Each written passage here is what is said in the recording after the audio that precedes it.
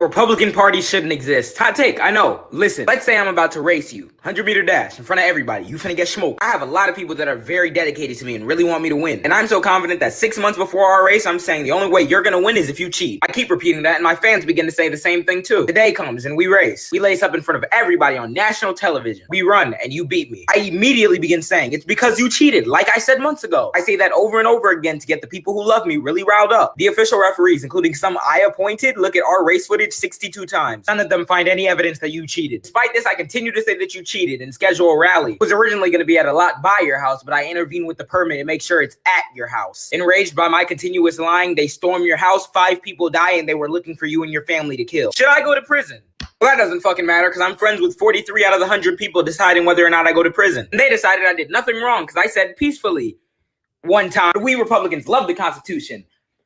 Until we fucking don't. All right. What's going on, everybody? Welcome to the Spann Reporter Podcast. I'm your host, Mr. Spann. This is episode number 329 of the report, and this is the second episode I did tonight, man. We're going to have a marathon session today here at the Spann Reporter Podcast, man. I didn't do shit last week. I didn't do a podcast last week. Your man Spann was feeling down, man. Your man Spann, I had like the winter blues and shit, bro. Your man Spann was feeling like just I didn't have it. I didn't have it in me, man, to like put out a show. As much as I really wanted to be on this mic and like talk my shit, man, I just didn't have it for y'all, man. And I didn't want to get on this mic talking some bullshit, man. I didn't want to give y'all no bullshit show, man. Like, man, this nigga Spann losing it, man. This nigga Spann losing it. But nah, man, we feeling good tonight, man. We feeling all right tonight, man. We feeling okay. We feeling okay. And so we've been talking. So I was talking some home ownership stuff and talking about how, the home ownership process had kind of went for me. I know, we kind of announced it on the show that, we was doing something big and then boom, Spann showed up with a house, but I never really talked about how I went through the process of doing it. And so because of some of the things that I have been seeing on social media as to how people talk about when people buy houses and shit and like how hard the process is and how that was not my experience at all, I just kind of felt like it was needed to say like, yo, man, buying a house isn't it isn't all doom and gloom in the way people talk about buying houses. And a lot of you guys have an opportunity to do it. You just need to be like steered in the right direction with the right information to where you too can like, become a homeowner. You know what I'm saying? So yeah, I was talking about that, man, on episode 328, recorded that earlier. That will be available on your feeds the same time this is available. So you guys get 2 episodes today, man. Real talk. But yo, man. Let me get into talking my shit. But of course, before we do, I got to remind you guys how to get in touch with us over here at the Spann Reporter Podcast and let your voice be heard. Go ahead and hit up that hotline at area code 313-288-0485. That's area code 313-288-0485. Leave those voicemail messages. And of course, those messages will get played here live on the show and responded to in kind. If you're watching us here live on Facebook, YouTube, Periscope, and Twitch, you can chop it up with me live here while we're doing the show, man. Area code 313-288-0485. You can also email us here at feedback@thespannreport.com. That's feedback@thespannreport.com. Go ahead and leave us those emails. And of course, those emails we get right here and reply to here live on the show as well. Follow your man Spann here on Instagram and or Twitter. My name on both of those platforms is Mr._Spann. So go ahead, follow me there, chop it up with your man Spann throughout the week. Also, man, hit up our website at www.thespannreport.com. You can go there, watch replays of the show. You can donate to the poll. You can donate to the show as often as you like, as much as you like, and we really appreciate every dime over here at the Spann Reporter Podcast Network. You can vote in the polls over there, and you can also hit up our store, man. Get yourself some merch. Get yourself a fly T-shirt. Get yourself a hoodie or something like that. Get yourself a coffee mug, man. Drink your warm drink and some Spann Report shit, man. Like, it's crazy how you can do that and help us keep this ball rolling, man. Real talk when you do that, man. Real talk. And I appreciate everybody who goes about the business of doing that as well, man. But like I said, it's been a couple weeks since the last time I did a show, and some stories have started to pile up. Of course, some stories become less relevant the further away you get from them, and some become more relevant the closer you are to them. And some stories end up getting chucked because they're no longer relevant. You know what I'm saying? But before we get into like all of the stuff like that, we're gonna get into some of my random thoughts, man. And my first random thought here is something that I was thinking about one day, like on my way to work one morning. And in Detroit, man, red lights are like not necessarily the law, but like more so like a suggestion. Like if you are in the Detroit area and there's a red light like early in the morning and you like late for work or some shit, apparently like if you just ease out into the traffic, like into the intersection, you can just pretty much blow that red light, man. You can just blow that motherfucker. I done seen people like just like creep up on that right hand, like you in the middle lane and they on the right hand lane. You know, a lot of times when people pull up on your right hand side, man, they really just trying to like dart out in front of you and shit. I don't really trip about that sort of stuff. Even if I'm late, I'm just like, man, I get there when I get there, right? I ain't about to kill myself trying to get to this place. Get there safely, man. Get there safely. But yo, man, like folks are like just they be doing a little inch out thing because they think like and then so they can gun it. And you look out, they done inch themselves out into the middle of the fucking intersection. Like, hey man, you done pretty much blown the light. You might as well just go. And then they eventually just do. They just say fuck it and just blow the fucking light. Now the only time the light is actually being enforced is if there's a police like cruiser at the gas station or like hide in the alley somewhere watching that intersection. You know what I'm saying? Like that's the only time it's really like the law. You know what I'm saying? Now in Chicago though, they had those red light cameras, which was some bullshit, by the way. I done got a couple tickets fucking around in Chicago where they just sent them shits to my house. And one time I got a ticket. I'm like, I don't even know if I was actually driving my car. You know what I'm saying? Somebody else might have been driving my car, but they sent the ticket to my house.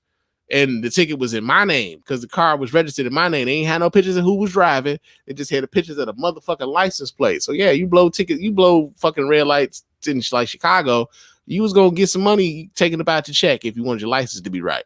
Now I don't know if that's still like legit in Chicago now. They might have taken that down. I remember there being like a real big brouhaha about that. But yeah, man, red lights in Detroit. Merely a suggestion. Merely a suggestion, man. Real talk. I got an updated iPhone from the job and shit, man. I update like so I'm on Clubhouse, but I'm like really not on Clubhouse just yet. Like I downloaded the app on the work phone and stuff, and I feel like all right, so I'm not gonna use the work data package or whatever. I'll use it when I'm like at home on like on my home Wi-Fi or whatever, just to see what's going on over there. Just kind of being nosy and shit. But one of the things about the iPhone, man, is that Apple people help me out with this. So a couple years ago, Apple phones got the ability to finally put a third-party keyboard on your phones. It's something that Android people have been doing for a long time, right? You don't like the keyboard that's on your phone, man. You can swap that bitch out, put something new on there, get you a swipe keyboard, get your keyboard, like you can change the theme on it, change the look of it. You can like put certain, put your punctuation keys front and center to where you could actually see them bitches. You ain't got to push another button to go look for them. You got certain keyboards that like kind of predict what emojis you might use in this particular situation, all that sort of stuff, right? We've been enjoying that sort of stuff on the Android side for years. But I got this iPhone. I'm like, well, I'm a person who likes my punctuation keys like front and center. Like I want to be able to see what the fuck my punctuation keys and stuff is at, right? And like the default Apple keyboard, you got to push like another button in order to get to the rest of the punctuations and shit, which I think is like kind of a pain when they should just be like front and center when you typing and shit, But like so I put the Gboard keyboard on there, and I'll be damned if the Gboard keyboard doesn't revert back to the iPhone keyboard operations, despite the fact that you didn't put this third-party keyboard on there.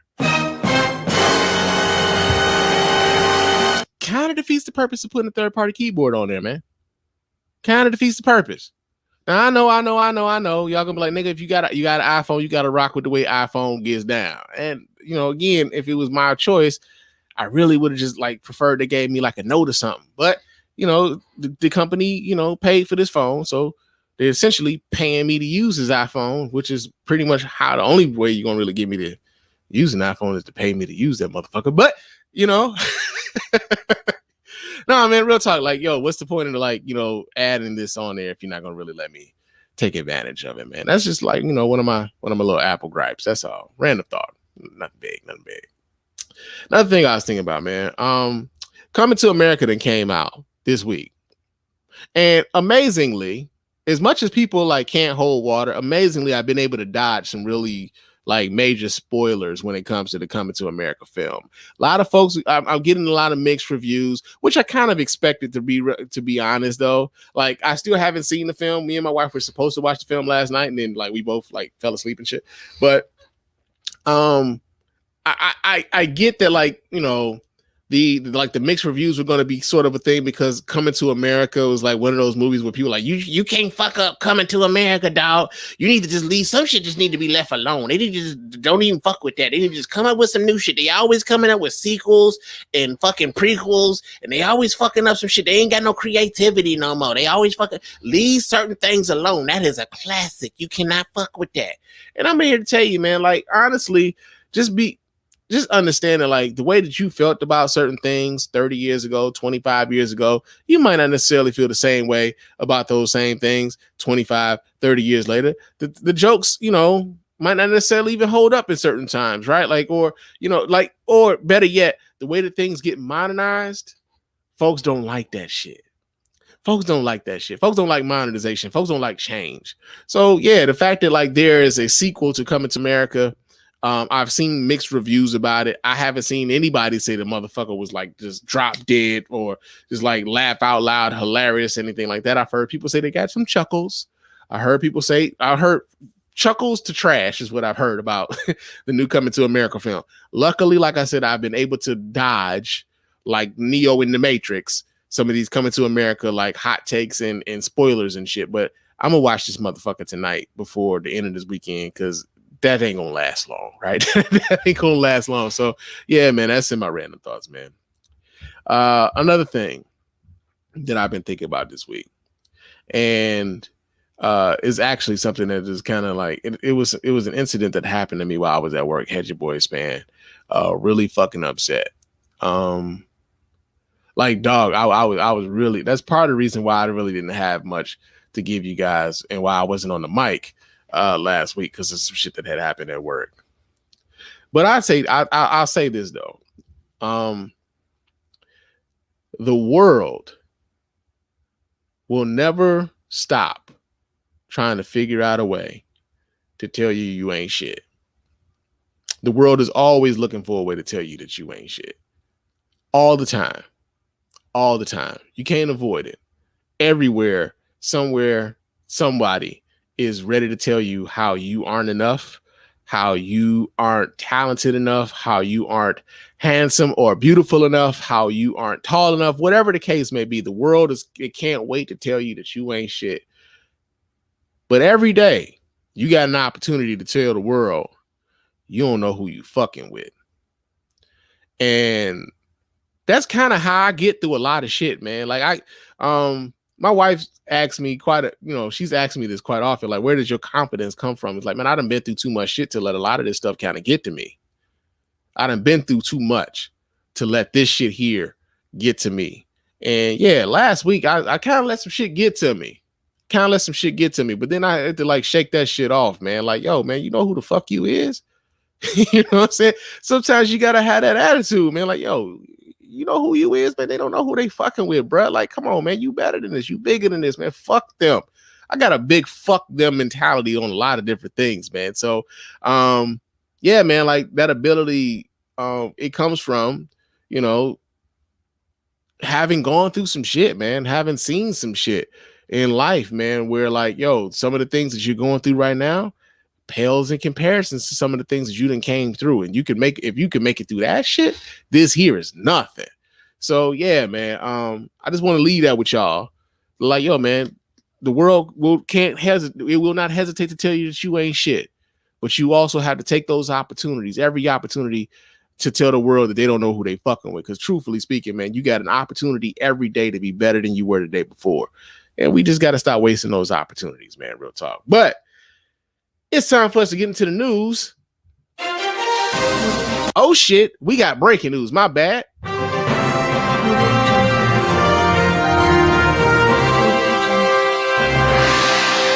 Yes, indeed. Yes, indeed. Yes, indeed. Our breaking news today is the Senate.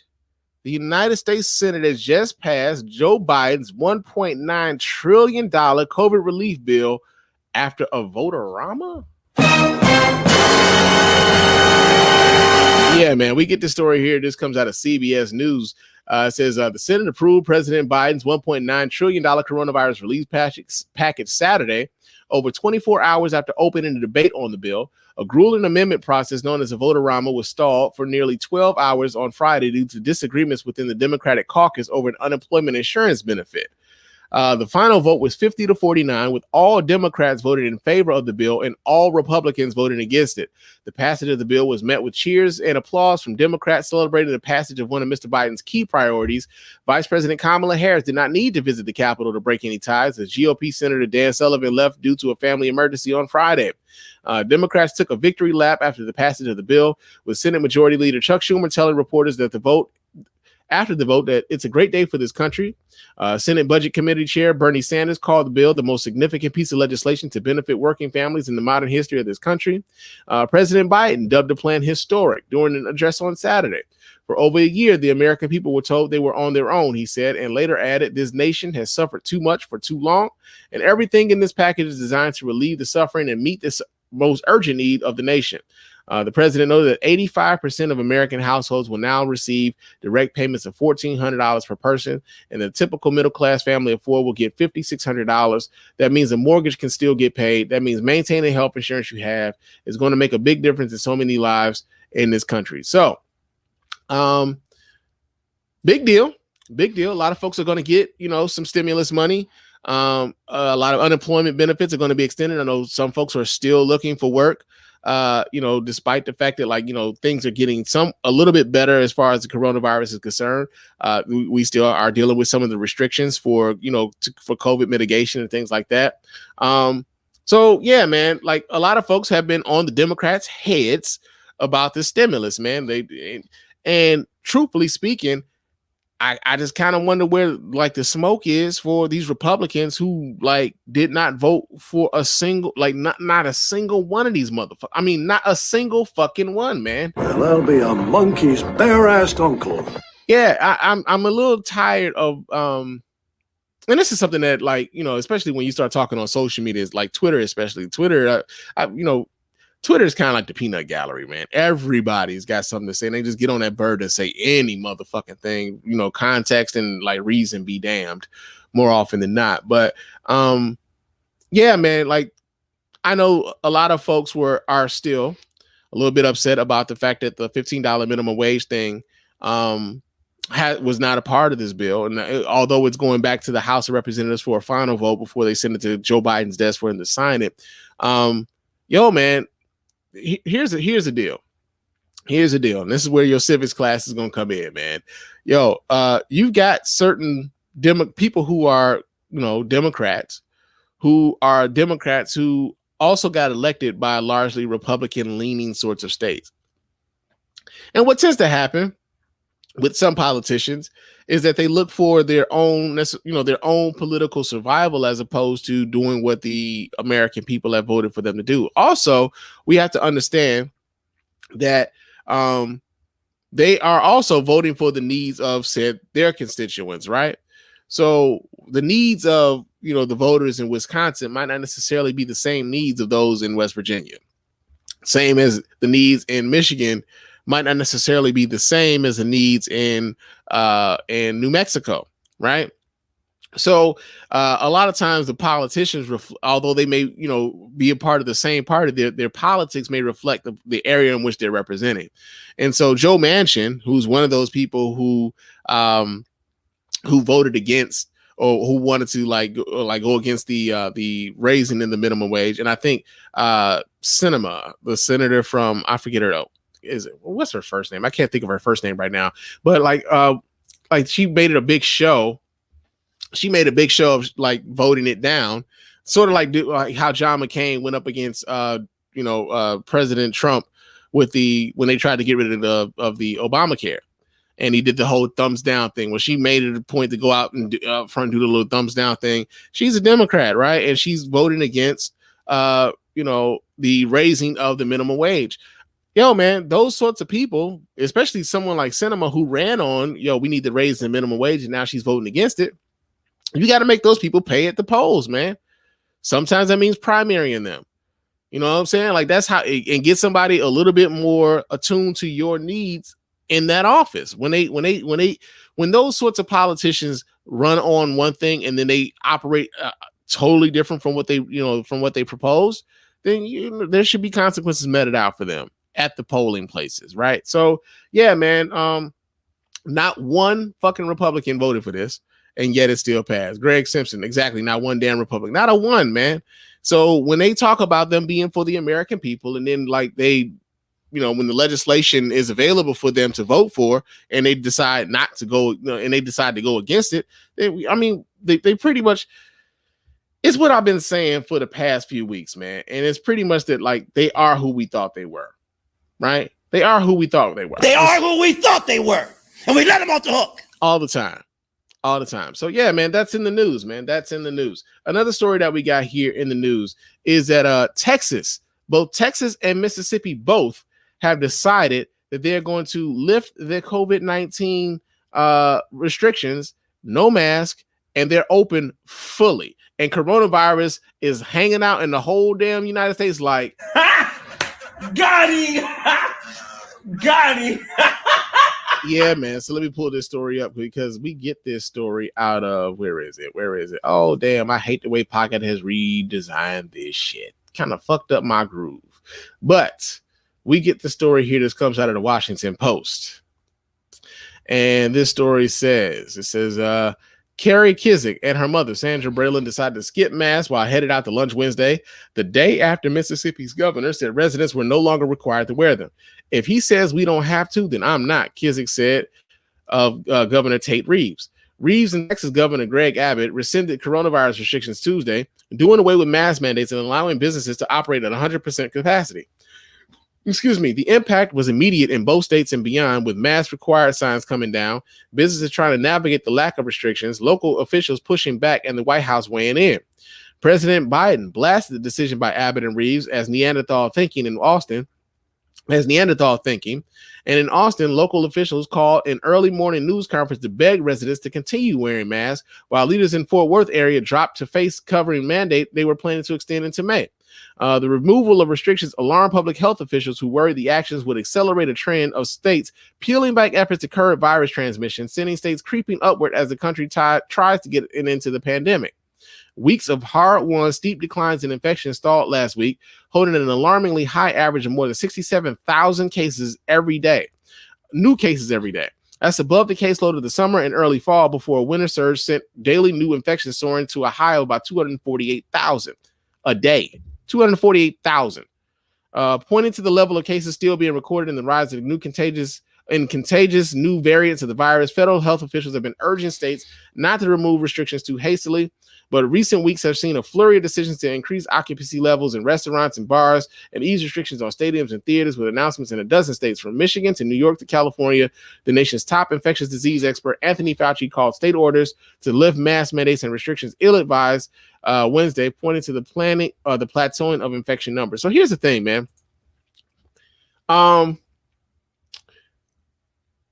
Interestingly enough, like we've got vaccines available now. They're talking about vaccines being available for every American adult who wants a vaccine by the end of like this summer, right? So we could reach herd immunity. This herd immunity thing that Republicans have been talking about. We could reach that by the end of this summer, if every American adult goes out and gets the vaccine, right? Problem is, we're doing this touchdown dance before we actually reach the end zone. This is like Leon led at the Super Bowl when Don Beebe like kind of came up and knocked that ball out of his hands before he scored that touchdown. So ironically, Texas. All right, Texas being stupid for a long time now. But nah, shout out to my people that's in Texas. I love y'all, man, real talk. But nah, man, you got this idea that like, yo, so the numbers are plateauing. That means we can kind of ease up. The numbers are plateauing because of the restrictions that we placed upon people so that the virus doesn't spread, right? And so by lifting this up, like you're pretty much undoing a lot of the work that you worked so hard to get, because you can't wait to get to what you think is some level of normalcy. And trust and believe me, your man Spann tired of wearing masks, bro. I am. I don't know how much longer I could really do this. I don't really want to continue to do this, right? Even though I've got like half my vaccine shit, I got my first shot. I go to get my other half, a week and a half away before I go get my second shot. So I can't wait to get that second shot to be fully vaccinated or whatever. But at the same time, I still got to wear a mask. I still have to practice social distancing. And the mask shit is really getting on my nerves because my glasses fog up, bro. I can't see shit, especially when I'm at work, man. You try to work on some shit and your glasses fogging up, and then you got like some dude who want to watch you do the job. Like, hey man, could you back up a little bit? Give me 6 feet. Give me 6 feet, man. You know what I'm saying? So yeah, like it's too early for this shit, man. Like it's like I don't get why listening to experts.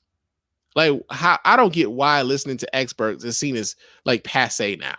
Like everybody feels like they're their own fucking experts. Everybody feels like they could like, well, I saw it on Google, so fuck it. And like this lady in the article, like, well, the governor said I ain't got to wear it, so I ain't gonna wear it no more.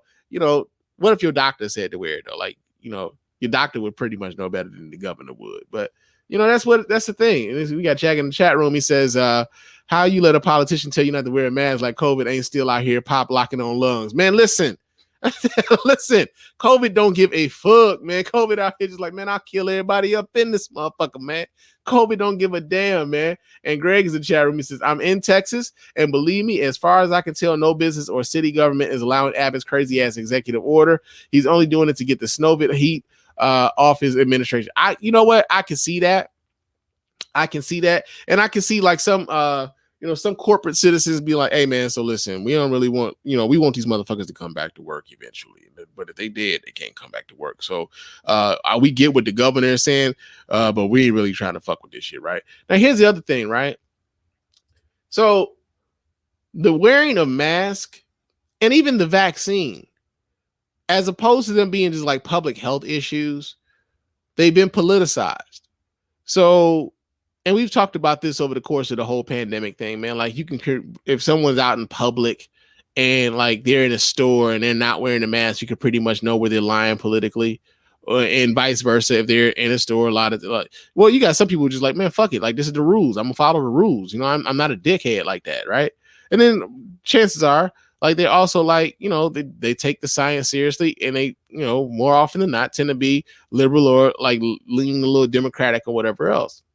And so it's become a little bit like that when it comes to the vaccinations as well, where you got a lot of people on the Republican side who are feeling like, nah, I don't want any parts of that vaccine. And you got some of that within the Black community too. Like a lot of people who wouldn't necessarily vote Republican, but like tend to have some conservative leanings, right?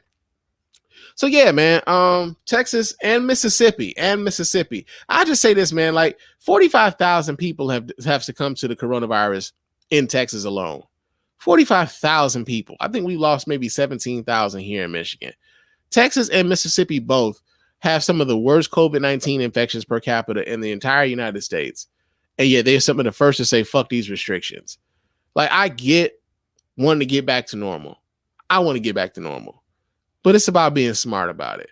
And it's like I was talking about a few weeks ago, man. Like, it's like we are fucking D students wanting to get A student privileges and shit. We haven't put in the work to get back to go outside and play. We got to stay inside and do our fucking homework. And we have refused to do our fucking homework. As Americans, we keep talking about us being number one, when really we like number 100 in a class of 105 or some shit. So yeah, man, that's in the news. Also, Johnson & Johnson, their 1-dose vaccine has now been approved for emergency use to get more people vaccinated, man.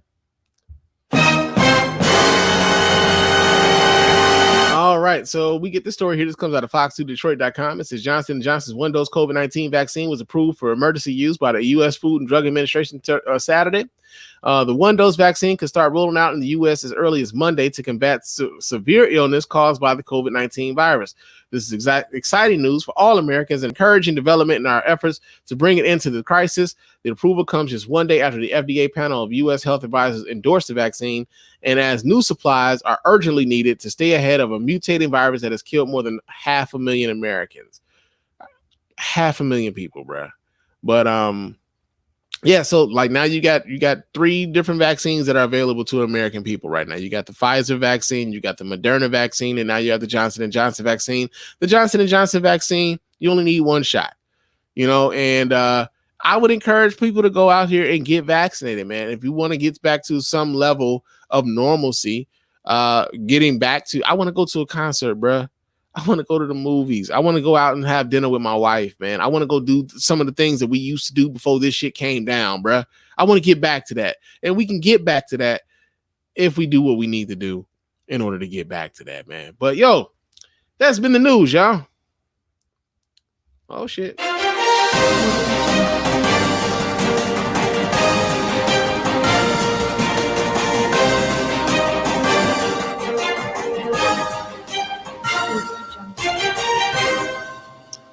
But y'all know what time it is. What in blue blazes is going on out here? Did this nigga just say blue blazes? Yes, indeed. Yes, indeed. Yes, indeed. It's Blue Blazes time. And our first story here in Blue Blazes, Mr. Potato Head, man. Or should I say Potato Head, because Mr. Potato Head then gone gender neutral. Well, that'll be a monkey's bare-assed uncle. Yeah, man. As a matter of fact, it's more like, yeah, man. So here's the thing. We get the story out of NBC News. It says Mr. Potato Head is no longer a Mr. Hasbro, the company that makes a potato-shaped plastic toy, announced Thursday that it is giving the Spud a gender-neutral new name, Potato Head. The change will appear on these boxes this year. Toy makers have been updating their classic brands to appeal to kids today. Barbie has shed its blonde image, and now it comes in multiple skin tones and body shapes. Thomas the Tank Engine added more girl characters. An American Girl is now selling a boy doll. Hasbro said Mr. Potato Head, which has been around for about 70 years, needed a modern makeover. The toy manufacturing giant announced the change as it also launched a Create Your Potato Head family kit with 2 potato parents and a potato baby. The video announcing the kit said it was for modern families and featured a variety of family makeups, including same-sex potato parents.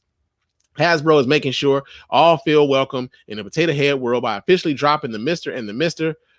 from the Mr. Potato Head brand name and logo to promote gender equality and inclusion, the company said in a statement on its website. Now, y'all know this sort of shit right here can't go without conservatives and ignorant niggas being all up in their feels about it, right?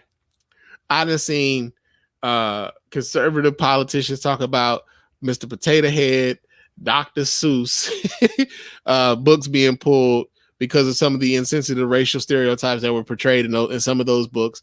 I've seen them blame. I saw Fox News actually talk about the many times that President Obama praised Dr. Seuss books because of what's happening with the Dr. Seuss publisher, because they decided that they were going to like pull back on some of the the offending books. Oh, like Cat in the Hat still getting published, man. Green, what was that? Green Eggs and Ham? They still making that book. Oh, The Places You'll Go. That book is still being published, man. It's some of these other books I hadn't even heard of any motherfucking way. Real talk. But we've got people upset at the fact that Mr. Potato Head is becoming gender neutral, and this is just another cog and casualty of the liberal agenda and the gay the LGBTQ community forcing their beliefs on us, forcing it and ramming it down our throats. Man, we ain't got that. We shouldn't tolerate this shit. And the whole time I be thinking like, yo, it's a potato toy, bruh. It's a toy. Like when you eat, like it's a toy. Like, so when the kid gets the potato head, it's no longer Mister. He gets the potato head. When a kid gets the potato head, guess what he can do? He can make it a Mr. Potato Head. He can even call it Mr. Potato Head. All he wants.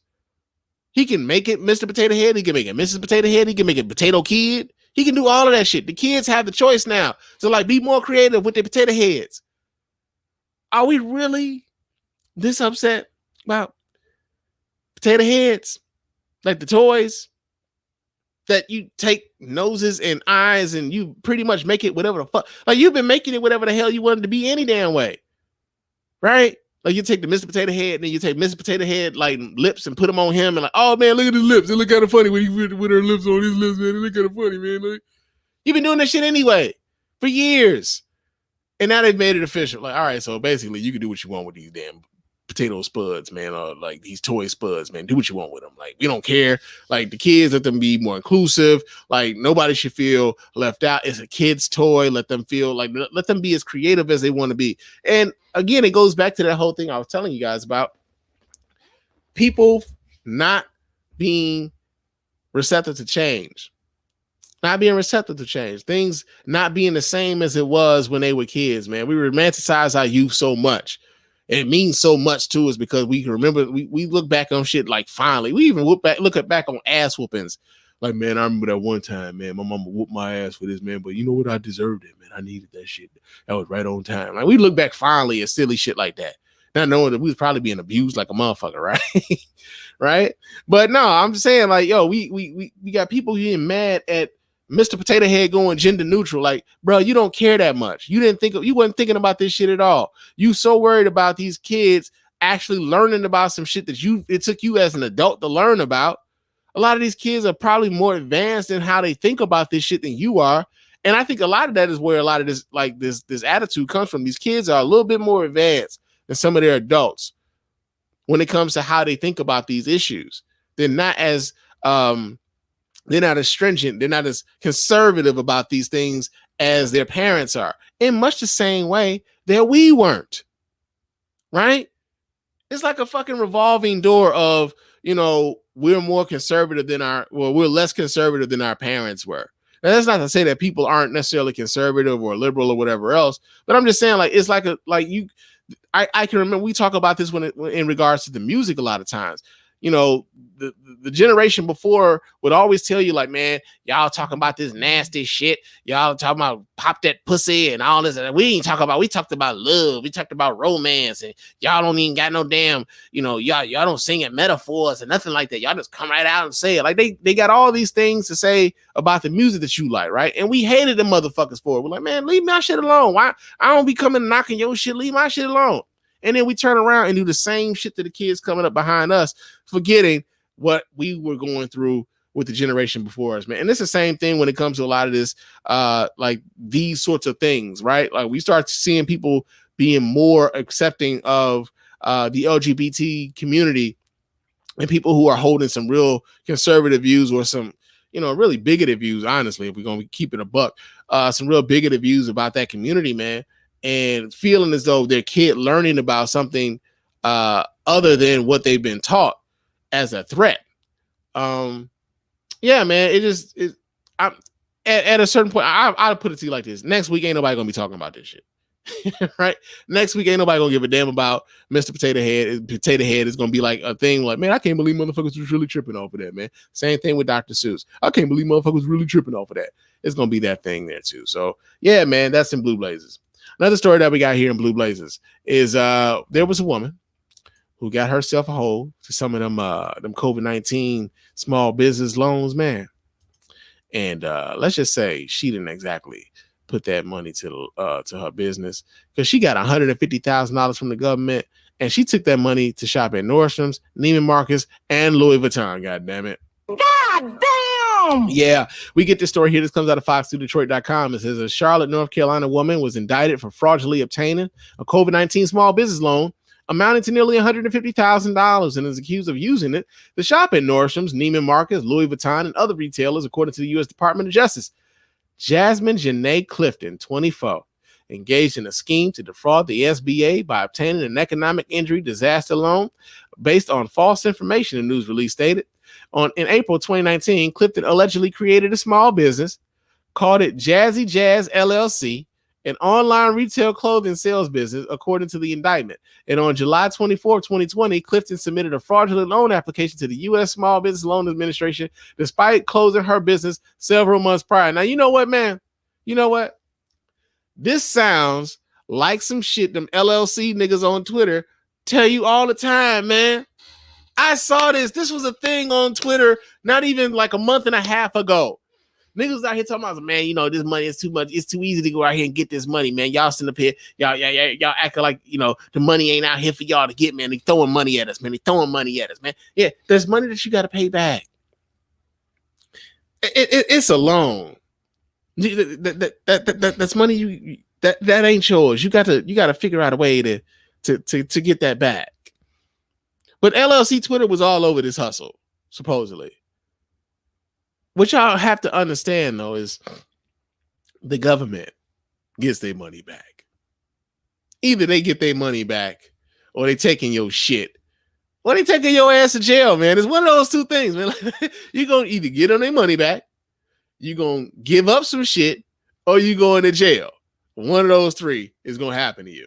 Now it says Clifton receives aid to the tune of $149,900, which is meant to help her struggling business amid the COVID-19 pandemic, according to the news release. However, Clifton allegedly went on a shopping spree with the money that she directly deposited into her bank account.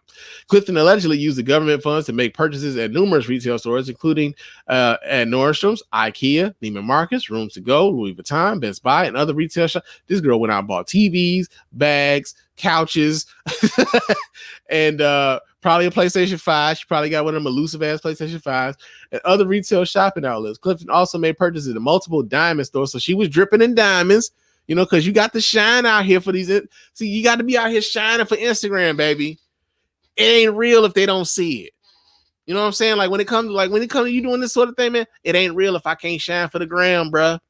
I got to be able to get on the gram and show these niggas, man, I'm out here. I'm styling on them, baby. Look at it. Look at me. I'm just dripping. I got it all, baby. I'm dripping in it. You know what I'm saying? I swear to God, man, like. Hey, scammers, government's coming out to play. They coming out to get their shit, bro. They coming to get their shit. Greg's in the chat room. He says, yo, chick was balling, gas tank on E, but all drinks on. You know what, Greg? I don't even think her gas tank was on E. She could have, man. Her gas tank stayed full because she had the bread, man. Her gas. She probably went to the store like, man, I done used too much gas. Let me go back up here real quick. Go to the gas station so that she can walk out with the Louis Vuitton bag, so she could walk out with the diamonds, so she could walk out with the Gucci flip flops, man, and she can, you know, stun on the gram, baby. Any opportunity to be outside to show the new fit, show the new whip. Show the new accessories you got with this, you know, this fraudulent money that she was out here, you know, scamming for. Like, yeah, she was out here, man. She was out here. She did it for the gram, maybe. She did it for the gram. So, yeah, they coming to get their shit, man. Scammers. I just hope y'all got y'all affairs in order, man, because the government don't play when it comes to this sort of shit. But that's in blue blazes, man. Oh, man, don't be stupid like that. Don't be stupid like that. Well, I was thinking it's like, you know, it's like kind of stupid. Here's a story we get from sneakerfreaker.com. A Nike executive had to step down because her son was out here reselling shoes that he got with a credit card with her name on it. You about to lose your job, get this thing. You about to lose your job, get this thing. You about to lose your job, get this thing. You about to lose your. Yeah, man. We read this story. Like I said, this comes out of sneakerfreaker.com. It says Nike's vice president and general manager of North America, Ann Hebert, has resigned from her position following reports linking her to her son's reseller business. Originally reported by Bloomberg Businessweek, it was revealed that Hebert's son, Joe Hebert, had used a credit card in her name to purchase sneakers for his resale company, West Coast Streetwear, an LLC. The report said he made over $132,000 worth of purchases on the card using bots to cop sought-after drops before listing them for sale on the secondary market. Despite this, Joe insists he had never received inside information from his mother while she worked at Nike. The company has announced that Hebert's resignation is effective immediately, with plans to announce a new head. I'm sorry, excuse me. A new head for the region in the coming days. She worked at Nike for 25 years. Now, think about it, man. Come on, man. This boy, man, that's an ass whooping when you get home, man. When your mama get home, man, that's an ass whooping. You made me have to quit my motherfucking job for 25 years because you on this bullshit. You can't keep your goddamn mouth shut. Oh, man. Said the company, it said the news comes just days after reselling controversy marred the release of the Trophy Room Air Jordan 1. Both Ann Hebert and Joe Hebert have yet to make public comment on the controversy. We'll be sure to bring you more insight as it comes to light. Now, Jack, I knew my man was going to be on this this wigger. She was in on it too. So, yeah, here's the thing. Here's a couple things. They said dad and mom got the LLC. And then put it in his name. Yeah. So they've been in on it the entire time. The parents were always in on it, right? Like they looking at this as greed, man, is a motherfucker. Greed is a motherfucker, right? But here's the thing. Before we even get to like the reseller part of it, because I kind of want to kind of like bring this all into like how the coronavirus has really forced so many more people who would normally just be going to the stores to buy things, force them into buying these things online, right? You can't go to GameStop and camp out at GameStop to get a PlayStation 5. You can't go to Foot Locker or Champs or Foot Action and camp out outside and wait for the newest Jordans to drop. Generally speaking, you got to be on these websites like Sneakers or Foot Action's website or Champs or whatever else, and you got to hope that you can get your reflexes in there and your payment information in there fast enough to beat these bots in order to look up and get yourself some of these commodities. Oh, I'm sorry, shoes or PlayStations or at some point coronavirus vaccine appointments and shit like that, right? People are resorting to using bots for these purposes, right? But with this particular situation here, the fact that it was, yeah, and Greg's in the chat room now, he said it was a phone bill. So he had to basically, like, here's the thing. He would have been all right. He would have been okay if he hadn't needed to have clout. Like if he didn't need like the clout chase. And this is something that, and this goes back to, you know, what I'm sound like that old nigga that like the young people hate, right? But like the need to share everything, right? So, you know, I'm 40 years old. I'm of the age where, you know, I can remember a time where there wasn't anything called social media, but I'm also been like pretty much within social media from the time social media was really a thing, right? Like I go back to Black Voices fucking chat rooms and, you know, College Club and Black Planet when Black Planet first fucking started, like, you know, those sorts of things. So when social media was first getting kicked off, it was like in my like late teens, early 20s and shit. But there was always this thing where there were certain things you just didn't share on social media because everything isn't everybody's business. And we now have, you know, a generation of kids who've had social media their entire lives and they're used to sharing everything. I mean, everything about their lives. And a lot of what we see on social media is about people performing largely for folks that they don't know, right? It's a performance for people that don't know you, who may not even necessarily like you. And there's also like an attitude that if you don't have any haters, you're doing something wrong or some shit, like, which is kind of twisted, right? Like, I don't know if you really should be seeking haters out. You know what I mean? Haters to some degree, I think maybe just inevitable because not everybody's going to like what you do, no matter what it is that you're doing. And there's always going to be a contingent of folks who just don't agree with you. So I think haters are inevitable, but like to like seek them out, I think is stupid. But his need to be given like credit for like the growth of his business when he knows that the only reason he's in interviews talking about, well, you got to know certain people, this, that, and the other, not necessarily telling people like, yo, the people he knows is his mom, his fucking mom, right? Like, yeah, the idea that his mama, who helped him and his dad, his mama and his dad helped him get an LLC for a resale company, and she not tell him these shoes are coming out at such and such time. You might want to get on there and order these up at this time. Oh, and he was doing it on the company employee website where he was copying like $40,000 in merchandise from the company employee websites. So he's getting the shit at a discount already. And then he's going out here reselling the shit for sometimes maybe double, triple, quadruple the price of what the shit goes for retail. Like, this is the reason why like a lot of folks have issues with like resellers, right? Outside of like some of the egregious prices that they be asking for a lot of this stuff. But a lot of the people behind like the bot stuff, you know, a lot of people that they feel like are behind the bot stuff are usually privileged kids like this who can afford to be, you know, to do this sorts of thing.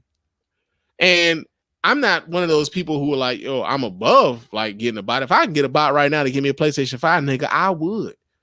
I want a PlayStation 5 and I don't even know why, dog. At this point, I want a PlayStation 5. I don't even know why at this point.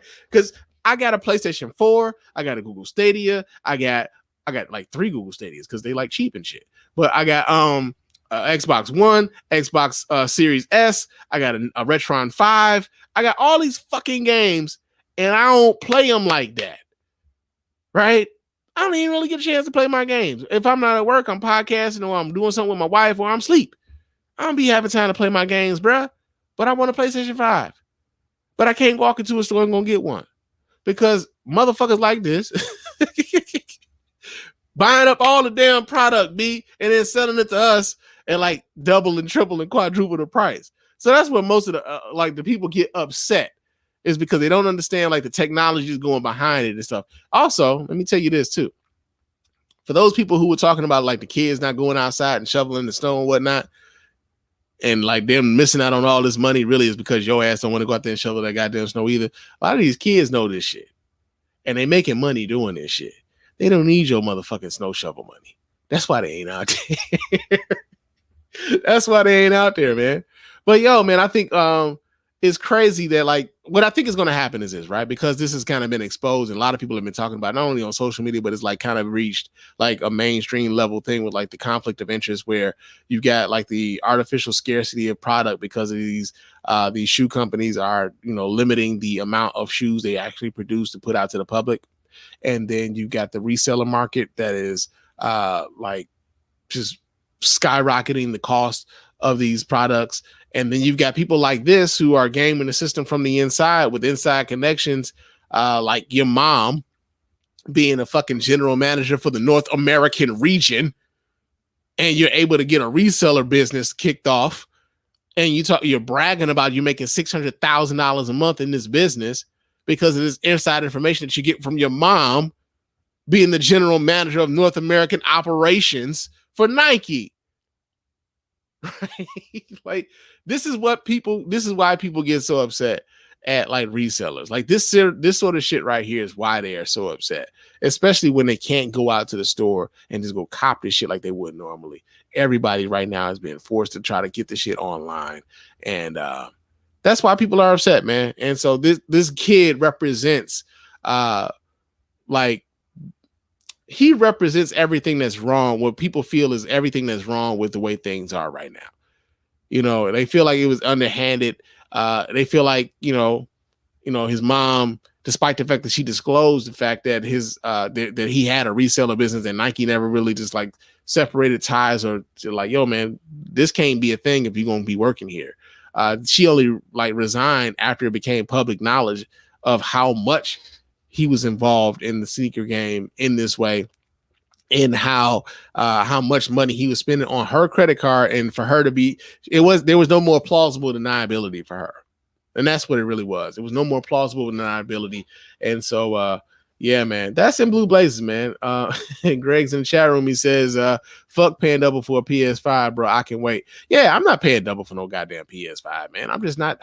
I mean, I want one, but I don't want it that bad. Like I said, I don't even play the games that I got like that. I want to, but I just don't have the time. And I couldn't justify like dropping $800 on a $399 PlayStation 5, bro. Like that's stupid. I mean, more power to the people who are willing to do it, but I ain't that thirsty for it right now. I can wait. Just like Greg, I can wait. So yeah, man, that's in Blue Blazes.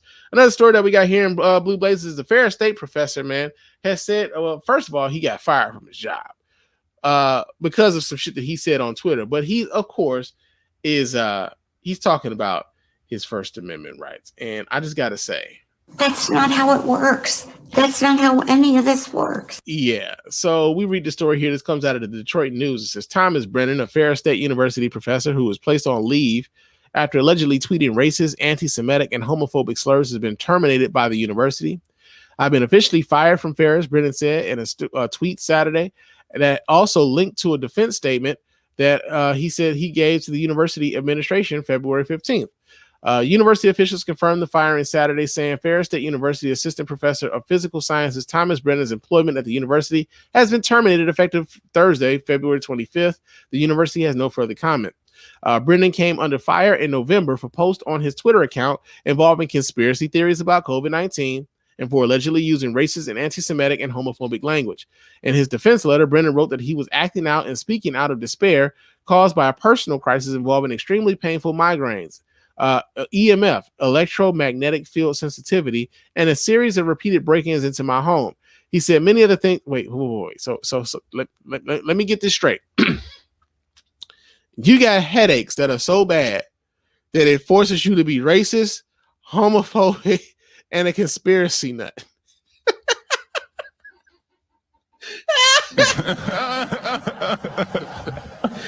I mean, I'm not really a racist. I mean, I only get racist when I get headaches.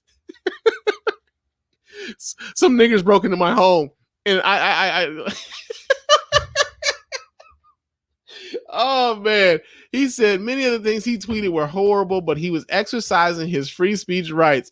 Therefore, the things I said on Twitter were not expressed in order to discriminate against people of different races or social categories, but were uttered as a result of my disability. This nigga tried to say it was a disability that forced him to be fucking racist, bro. Think that. Okay. It's just in 2021, we are still having to explain to people that your First Amendment rights only protect you from persecution from the government. It does not protect you from a possible firing from your employer. You could talk all the shit you want on the other side of the gate. That's pretty much how they feel about it. Like if you are saying something or are doing something that is against, your company's ideals or your code of conduct or whatever else, or if you're presenting yourself as a representative of said company while you're saying these sorts of things, you could be held accountable for some of the things you say online. And it's amazing that even today we still have to explain that you could be, held accountable for some of these things at your job. And they keep talking about my First Amendment. Yeah, you ain't in jail. You are still able to say whatever the fuck it is. You can go right back on Twitter right now and say that exact same shit. Those are your First Amendment rights working for you. Okay? Those are your First Amendment rights. But here's the other part about this, right? And I kind of want to talk about this in terms of workers' rights and stuff. Especially when we start talking about they talk about Republicans and conservatives a lot. They talk about cancel culture and things like that. But it's interesting in that they've actually facilitated an environment where cancel culture, especially in the workplace, can be pervasive. And I say that because typically Republicans and conservatives tend to be against union rights. And they tend to be against the rights of workers to organize into a union and to collectively bargain for benefits and wages and conditions in their workplace, right? They tend to lobby against these sorts of things. And one of the biggest purveyors of workers' rights that Republicans support are police unions. Those are the only unions that Republicans really fuck with, are police unions. Police be out here murking motherfuckers, bruh. Killing people, put them in chokeholds and shit. And every now and again, they might get fired, but guess what ends up happening? Some of those officers they lose this job, but then they go work for another police department. Or they'll be on, administrative leave, sometimes with pay, sometimes without pay. But they come back to a job, right? Many of the people who are being fired from their jobs are working in at-will positions where a job could fire you for any offense. Doesn't even have to really be anything for real. He might the boss might not necessarily like the way you cut your hair, but all right, man, fuck you. Get out of my get out of my establishment. You fired. And that's legitimate enough reason for them to let you go. I didn't like his haircut. Fuck him. Right? So in an environment where an employer can let you go for the clothes you wear, for your sexual orientation, for your appearance, for your political beliefs, for anything, primarily like anything that they don't deem that is conducive to their work environment, they can let you go for it in at will employment. A lot of states are at will employment havens, right? Michigan became a right to work state, a right to work for less. Republicans worked hard to get Michigan to become one of these sorts of states. And Michigan was like a union stronghold state. The auto industry was built on the backs of unions here in Michigan. The middle class was built on unions in the auto industry and whatever else. Like unions have pretty much built the middle class here in America, and they've slowly and surely gutted unions to where I believe now, I want to say like maybe 10% of workers in the United States are unionized. They've gutted unions, right? So when we hear about workers, when we hear all these people talking about, well, my First Amendment rights, I shouldn't have to lose my job because how I said something on the Twitter or on the Facebook, man. I should be able to say what the hell I want. I'm not even on company time, man. I'm on my own time. I shouldn't be losing my goddamn job because of this. I mean, I got my own. I feel this way, man. I should be able to say how I feel. And I feel like the job don't have no damn place telling me how I should feel when I ain't with the fucking job at the time. Like, truthfully, they got a point on that, right? They got a point on that. But when you vote for politicians who kind of take away those protections from you, you have no one to blame but yourself for your predicament. No one to blame but yourself. So yeah, like the First Amendment doesn't protect you from anything but government persecution. Y'all got to stop anytime y'all get fired from a job complaining about your First Amendment rights being violated. Understand that, like, yo, if your ass ain't in jail, those are your First Amendment rights going to work for you. You're not getting government persecution because of the things you say. Your job, on the other hand, is something entirely different. So, yeah, man, that's been Blue Blazes. What in blue blazes is going on out here? Did this nigga just say blue blazes? All right, but we got another little segment here. You going to jail? You going to jail? Yeah, man, we got going to jail, man. So, there was some people who were like attacking the fucking U.S. Capitol January 6th. I don't know if you guys heard, but a lot of people are being caught up in that, man. It's crazy. And they all it's kind of like a monochrome group there, But yo, we get this one story out of the Washington Post, man. And it says a Capitol rioter texted his ex-girlfriend during the insurrection to call her a moron. You know what she did? She turned his dumb ass in. Yeah, man. I just gotta really, so you at the insurrection, right? You at the insurrection, and you probably got like this liberal ex-girlfriend that you don't like anymore. I probably broke up because your support for Trump, and she don't really fuck with Trump like that. And you feeling yourself right now because you amongst your people and they talking shit. You talking shit. You're like, yeah, man, I should show this bitch, man. Because you know what? She ain't listen to me the way she's supposed to listen to me as a man, man.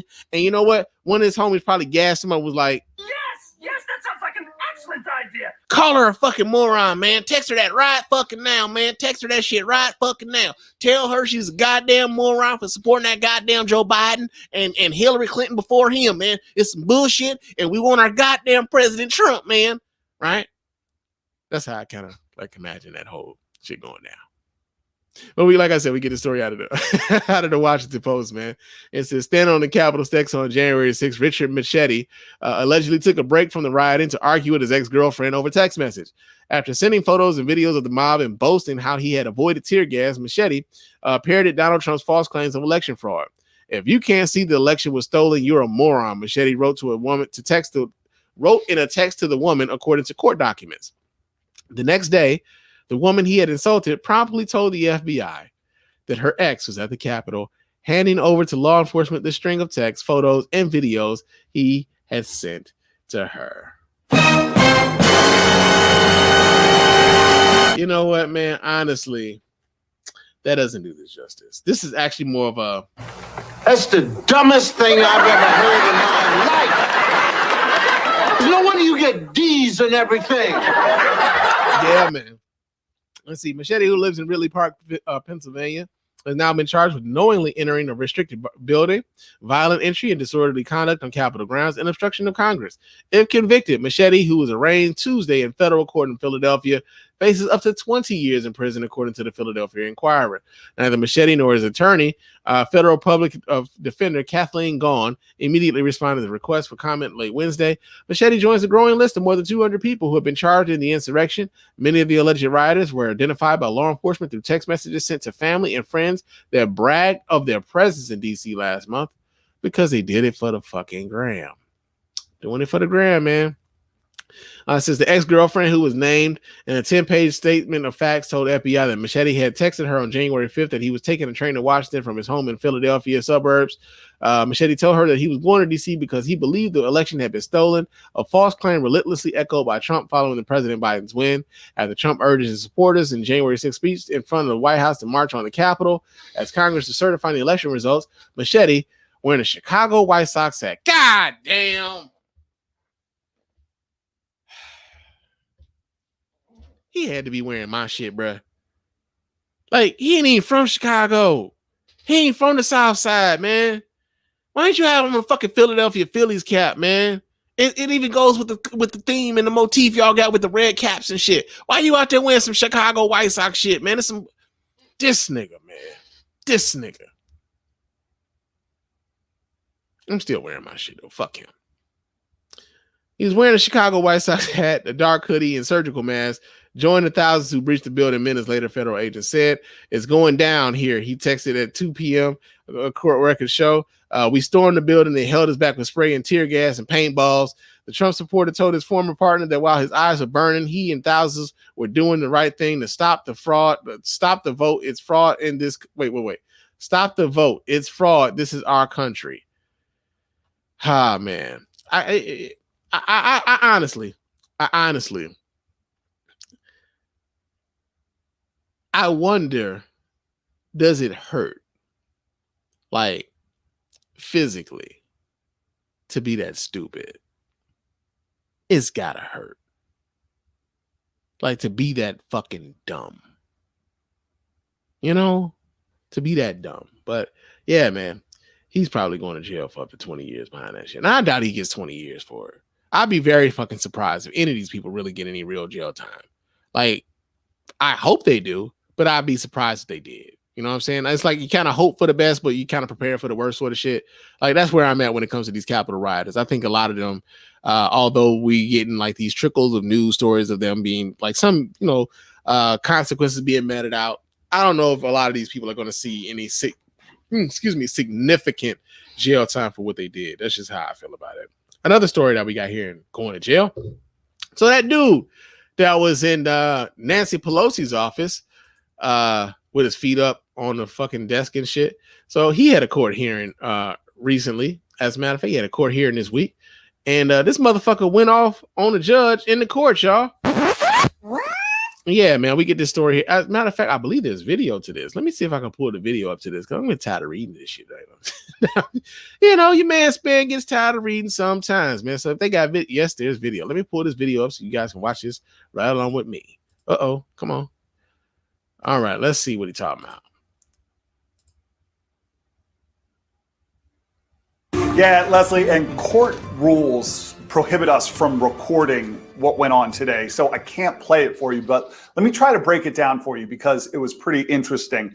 Barnett is facing a whole mess of federal charges, one of them a felony, accused of violently storming the Capitol, breaking into Speaker Pelosi's office, and not just propping his feet up on her desk, but also stealing some of her mail on his way out the door. Barnett is being held in a federal detention center in D.C. awaiting trial, and he's pleaded not guilty. A judge has already denied his attorney's request to set bond for Barnett. Prosecutors citing Barnett was allegedly armed during all this, but during what was supposed to be a fairly routine status hearing today, Barnett lashed out at his continued detention after the judge set his next court hearing for May. Quote, okay, so hold on. This motherfucker been locked up since then. So he been in jail since then. Okay.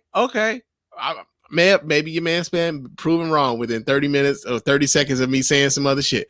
But yo, man, he's been in jail and they're having this like this court hearing for him. And all right, let me just let this shit play but he's been locked up the entire time. I've been here a long time. Make me sit here for another month when everyone else is getting out? Prosecution keeps dragging this out. They're letting everyone else out. Everyone else has worse charges than me, is already home. Now, here's what Barnett is referring to, the fact that as these Capitol riot cases move forward, judges are being forced to consider whether or not to set bond for the accused, giving them a chance to be released before trial. As we reported earlier this week, alleged members of the Proud Boys and Oath Keepers are all asking for bond to be set to allow for their pretrial release. In fact, just yesterday, a judge ordered the release of alleged Proud Boy member Ethan Nordine. Legal experts tell us if the defendant's attorney can make the case they are not a flight risk or a danger to the community, it is the judge's constitutional duty to grant them bond. Unfairly holding a defendant before trial is not a legal form of punishment that only comes after their day in court. In Barnett's case, his attorneys finally agreed to the May court status hearing date, but also mentioned to the judge that they were going to repetition to try and get him out of jail before trial. Guys, we are now up to 300 total defendants charged from more than 40 states for the insurrection on January 6th. Guys? All right. So not only that, they said up to 300 people. Y'all seen how many motherfuckers was up on that damn Capitol, man. It was much more than 300 people. They got a hell of a lot more people to charge, behind this fucking insurrection that happened. But yeah, this bitch is like complaining, like, man, I've been in here too long, man. Y'all letting other people out. Why y'all ain't letting me out? Like, hey, man, you did fucking like try to turn over the U.S. government, bro. Like, you were expecting leniency? Come on, man. Like, the fact that any of them like are getting like any level of leniency, like that one lady who was like, yo, I had a bonding trip scheduled with my employees for like we were going to go to Mexico. Like, can I get to Mexico with my employees and shit? Like, I thought that was like kind of wild that she had the audacity to do that. But yo, man, that's been going to jail. Oh man, Lavis, man, you got them voices down, Pat. I appreciate it, man. I appreciate that. You going to jail now? You going to jail? You going to jail? All right, but y'all know what time it is. That I'm proud to be an American, where at least I know I'm free. Yeah, that's enough of that shit. It's Proud to be an American time here at the Spann Report podcast. And our first story here in Proud to be an American is that Republicans, state lawmakers, they want to punish schools that teach the 1619 Project in their school curriculums, man. Yeah, man, we get the story here. This comes out of, hold on, let me see where I can pull this up at. Where did I get this story? Oh, Pocket, why did you do me this way? All right, yeah, we get the story here. This comes out of usatoday.com. It says lawmakers in several state houses this year want to stop lesson plans that focus on the centrality of slavery to American history as presented in the New York Times 1619 Project, previewing new battles in states over control of civics education. Republican lawmakers in Arkansas, Iowa, Mississippi, Missouri, and South Dakota filed bills last month that, if enacted, would cut funding to K-12 schools and colleges that provide lessons derived from the award-winning project. The South Dakota bill has since been withdrawn. Some historians say the bills are part of a larger effort by Republicans, including former President Donald Trump, to glorify a more white and patriarchal view of American history that downplays the ugly legacy of slavery and the contributions of Black people, Native Americans, women, and others to the nation's founding.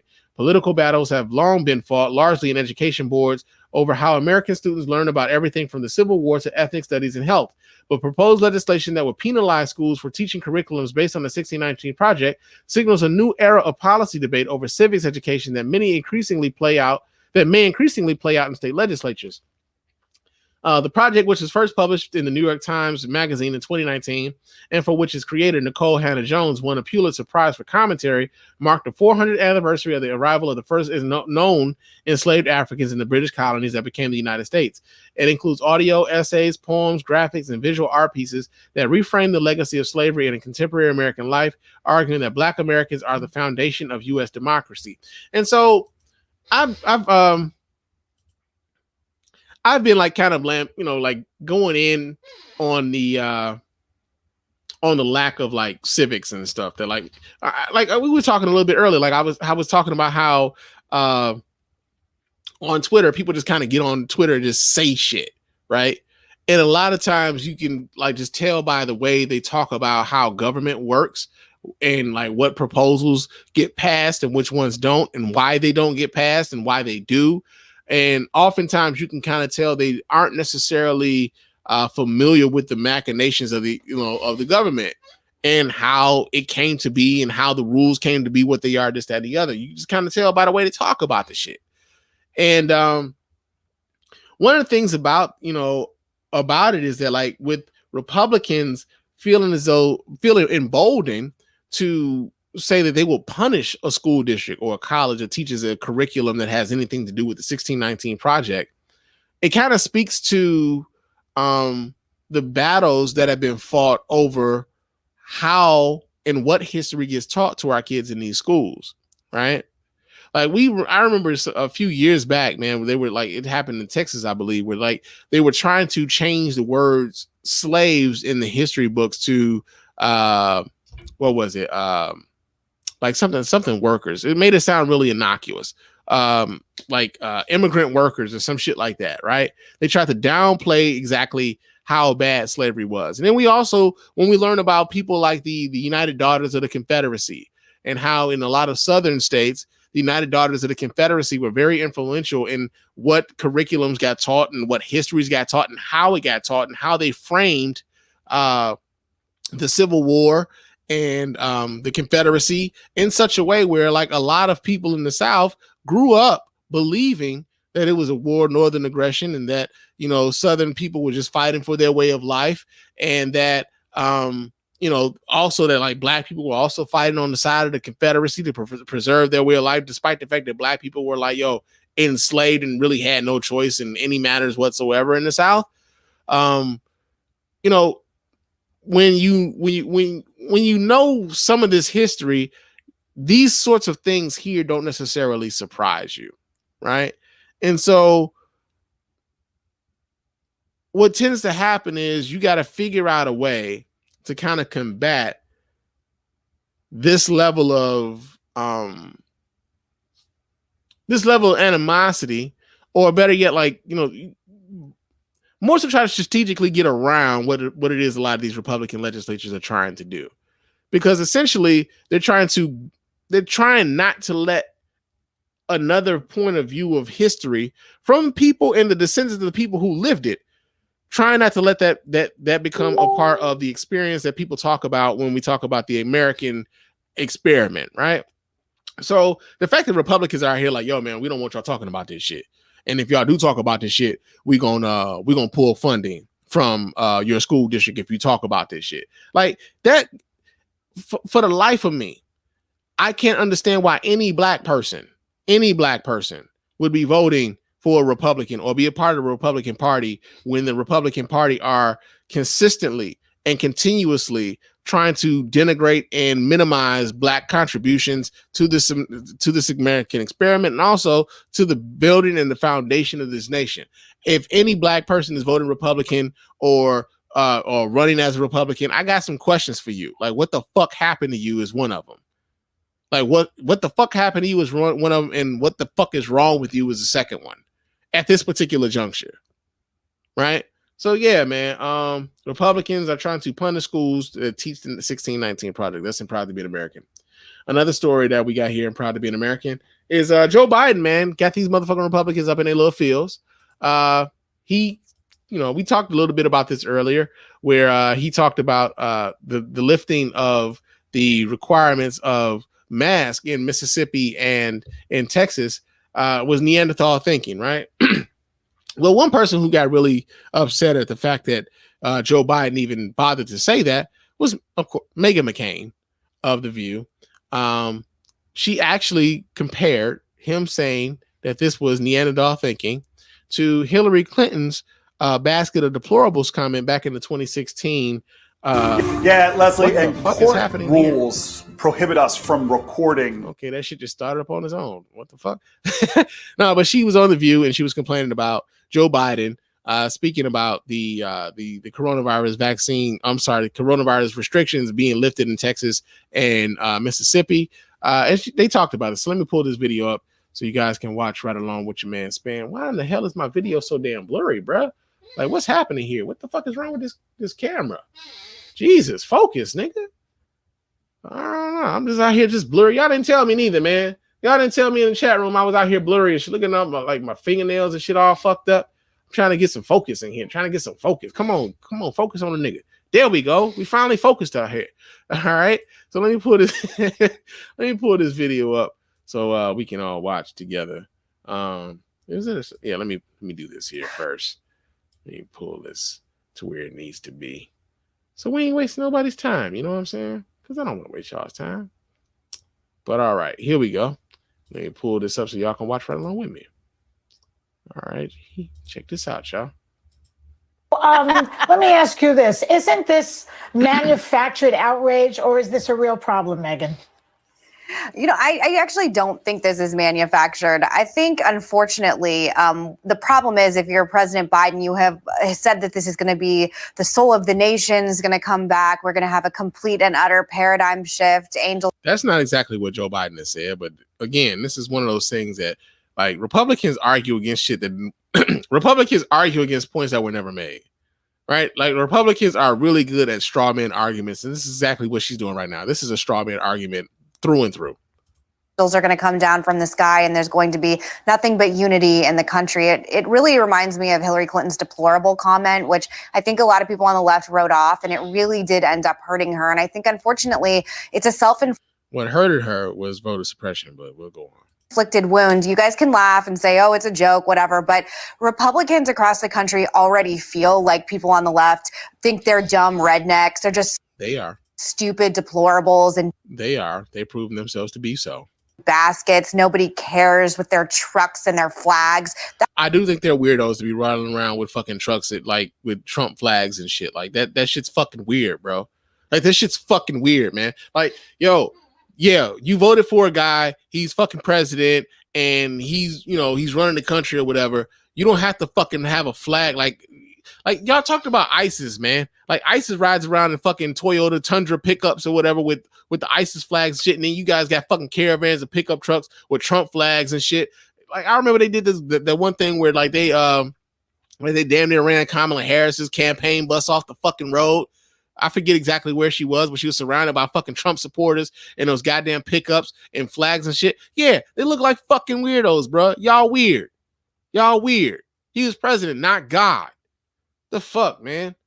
That's what Republicans think the media thinks of them. So I was actually surprised to hear him throw around that language. I also think he's got much bigger problems right now, including the fact that he hasn't had one press conference yet. He's actually the first president in 100 years not to do a press conference in the first 23 days. President Trump did, or I'm sorry, first 100 days. President Trump did, Obama did in the first 20 days and President Trump did in 27 days. So I think this just doesn't help. And I think when you have Jen Psaki sort of blowing off Republican questions and Republican talking points, all it does is going to help Republicans be more tribal and think that we're just deplorable Neanderthals. The left has no place for us. So there's no unity whatsoever. And okay, let me get this straight. You turned a comment about coronavirus restrictions and the efficacy of that and the logic behind that, which, you know, a lot of folks find questionable, especially like not just like the media, but fucking medical experts find it like a really fucking bad idea to do. And you turn that into a complaint about the fact that this dude hasn't had a fucking press conference. A press conference? Like, we just came from an administration that wouldn't even, like, the press secretary, like, we've gone back to like daily press briefings and shit. Like, the presidency has gone back into some pretty more normal, mundane, sort of boring type of shit. Like, the president does presidential shit and we hear about it and we, you know, like, we go on about our day. We're not looking at our fucking Twitter feed like, what the fuck did this nigga say again, man? God damn. It's 3 o'clock in the morning. This nigga's on the toilet talking about some, man, they stole a fucking election. Like, this nigga here, bruh. Right? And your complaint is like, well, he hasn't had a press conference in the first 100 days, and he's like the first president in history to not have a press. Like, God, it's not as if the administration is inaccessible to you. You talk like I can't believe she really tried to flip that, man. I can't believe she did that. I think it's really unfortunate. I don't like it at all. I think that But yeah, that's enough of that shit, man. Meghan McCain being Meghan. Like, this is the same lady who was like just a couple weeks ago talking about, well, I'm Meghan McCain. I'm one of the co-hosts of The View, and I don't know where I can get the coronavirus vaccine. I want to get the vaccine. Like, making it about her. Like, come on, man. Just come on, man. But yo, that's proud to be an American. And another story, our final story here in Proud to be an American, is yo, man. So here in Michigan, the Republican-controlled Senate has let me pull that down. But the Republican-controlled Senate has decided to disperse $2 billion in coronavirus aid to the state. But here's what they did, though. They decided that they were going to not send any additional COVID vaccines to the more vulnerable areas because they say that race and socioeconomic status shouldn't be factors in how this vaccine is being distributed. God damn! Yeah, we get the story here. This comes out of WXYZ.com, the Channel 7, the ABC affiliate here in Detroit. It says Republicans who control the Michigan Senate have moved to stop the state from distributing an additional COVID-19 vaccine doses to more vulnerable communities, saying race and socioeconomic status should not be factors. Democrats say the provision included in the $2 billion coronavirus relief funding plan approved Thursday is unconscionable. The state health department is adjusting populated-based allocations of doses with the social vulnerability index multiplier, which includes indicators such as poverty, unemployment, minority status, lack of transportation, and crowded housing. The $2 billion funding legislation was sent to the Republicans controlled House. So here's the thing, man. If so here, why would you not want to send the coronavirus vaccines to the most vulnerable populations? Why wouldn't you want to do that? This kind of feeds into the idea that when it became clear that largely Black and brown people were dying from the coronavirus, were dying from COVID-19. That's when we started hearing all the calls to open the states back up. Well, shit, they're just killing niggers. Well, fuck it then. Well, we can go right back to open these goddamn business. Our businesses are suffering, man. I should be able to open up my restaurant. I mean, I've got 13 servers. I've got 15 cooks back there waiting to get back to it. You know what I'm saying? And, Thursdays, Fridays, and Saturday nights are really big nights, man. I need to get back to it so I can pay the mortgage on my building, so I can pay out the salaries or, lack thereof. I mean, because my servers, although I only pay them $2 an hour, but they really, really, really get the tips, man. They really work hard for the tips. So yeah, man, I really need to open up this business, and my bartenders, man, they're hurting out here. I need the hours. They need the hours so they can get these tips, man, because I'm not paying them worth a fuck. We really need to open this fucking economy back up, man. You got people who are on the fucking unemployment, man, and they would much rather be on unemployment than fucking come back to work. I want them to come back to work, but they won't come work for me because they make more money on the goddamn unemployment, man. It's bullshit. Right? As opposed to serving the people who need the help the most, they would much rather just not do it because it would be benefiting largely Black, brown, and poor areas, man.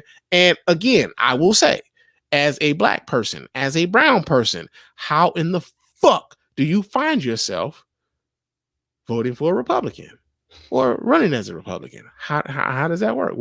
What's wrong with you? And what the fuck happened to you?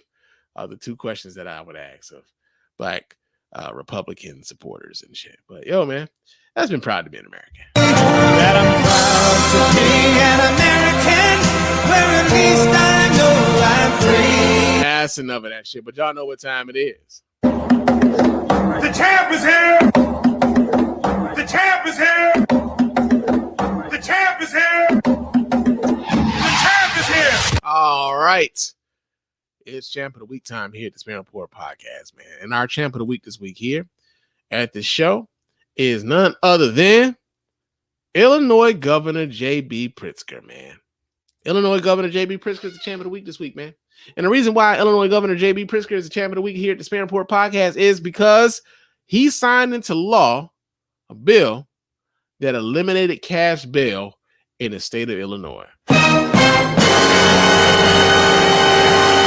And the police is mad about it, and that's double good too.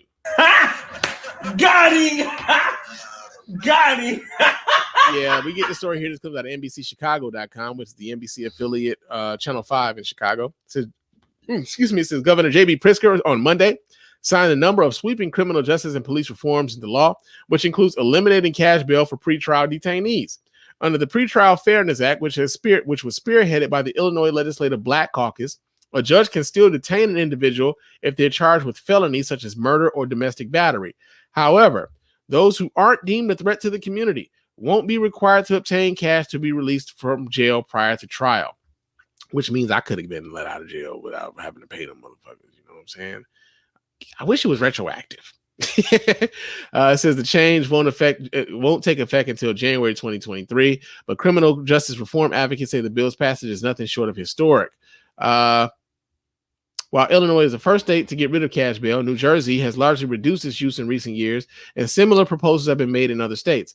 The Illinois Supreme Court Commission in Pretrial Practices, which strongly urged bail reform in its report last spring, found that a defendant who can't afford bail sees his or her life unravel within days. Loss of a job, loss of child custody, health problems without access to medication.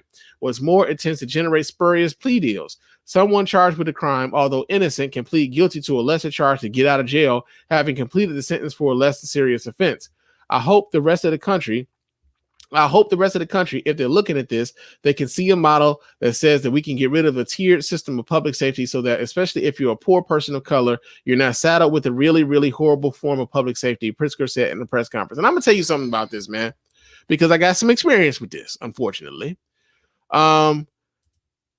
I was fortunate enough to have some money when they arrested me for that bullshit gun charge, right? Fortunate enough. I never forget it. The judge asked, could I pay $200? I'm like, yeah, just let me get to my wallet. That's exactly what I told them. I'm like, let me get to my wallet. I can pay you motherfuckers right now. And he was like, well, shit, if you got it like that, can you pay $300? Right? So I was fortunate enough that I had it, right? So many people aren't.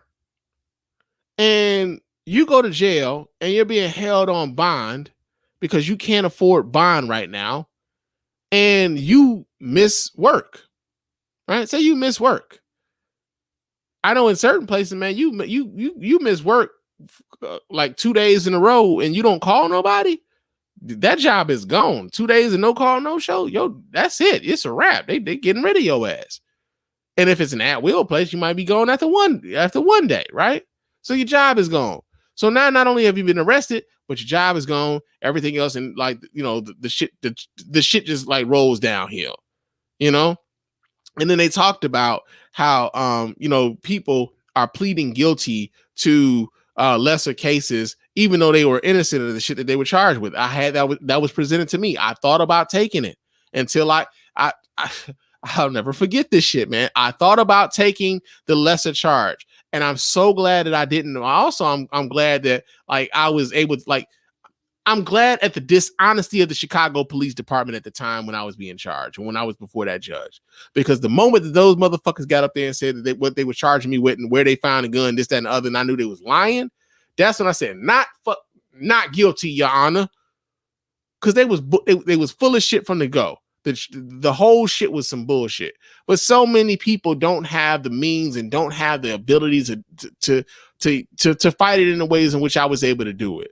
And so to be able to get rid of this cash bail system and people can be out and active in their defense, as opposed to like, man, they talking to these lawyers over the phone, they hoping their family can get some funds together and this, that, and the other, man. When you're actually able to be out and fight your own case and fight with your lawyer for your case, man, it means all the difference in the world, man. It can mean all the difference in the world, and folks not going to jail for shit that they didn't do, or being charged and or pleading guilty to shit because they just want to get it over with, right? Because even if you just get it over with for right now, some of the consequences behind that can, you know, be with you for the rest of your life. You know, I'm someone who's a Second Amendment proponent. I carry guns when I'm out in the public. You know what I'm saying? I carry them concealed because I don't want to draw attention to myself like that. But, you know, had I pled guilty to that particular charge, I would never be able to, you know, exercise my Second Amendment right again in that way. Like I just couldn't, because I couldn't legally own a firearm anymore. So, yeah, man, it's crazy that they like how the bail system works and how they work the bail system to pretty much penalize people of lesser means. But yo, man, shout out to Governor J.B. Pritzker for putting an end to that. And I know it doesn't start until 2023, but yo, it's going to allow for a lot more people to not be in jail, a place which is already overcrowded as is. But people who don't necessarily deserve to be there and are only in there because they can't afford to get out, allow for those people to be out and actively participate in defending themselves in their cases. So yeah, Governor J.B. Pritzker is the champ of the week this week here at the Spann Report podcast, man. But we getting ready to get on up out of here. But of course, before we do, I got to remind you guys how to get in touch with us over here at the Spann Report podcast and let your voice be heard.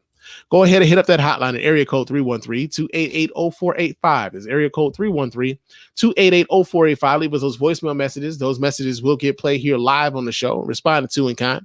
You can also email us here at feedback@thespannreport.com. That's feedback@thespannreport.com. Go ahead, leave us those emails. And of course, those emails will get read here, replied to here live on the show as well. Follow me on Twitter and Instagram. My name on both of those platforms is Mr._Spann. So go ahead and follow me there. Chop it up with your man Spann throughout the week. Also, hit up our website at www.thespannreport.com. Go there, watch replays of the show. You can vote in the polls when we decide to put those polls up. You can donate to the show as often as you like, as much as you like. And of course, we really do appreciate every dime over here at the Spann Report Podcast Network. Also, hit us up with a 5-star review on iTunes and or Stitcher Radio. Those 5-star reviews are the ones that get read here live on the show. We really appreciate everybody who goes about the minutes of doing that. Doesn't cost you a dime, man. Just a couple minutes of your time to let everybody know why you're rocking with us over here at the Spann Report Podcast Network, man. Real talk. But I am about to get on up out of here. I did 2 shows tonight, man. We had fun. Talked about a lot of shit. And I will talk to you guys again soon. But until next time, fam, peace.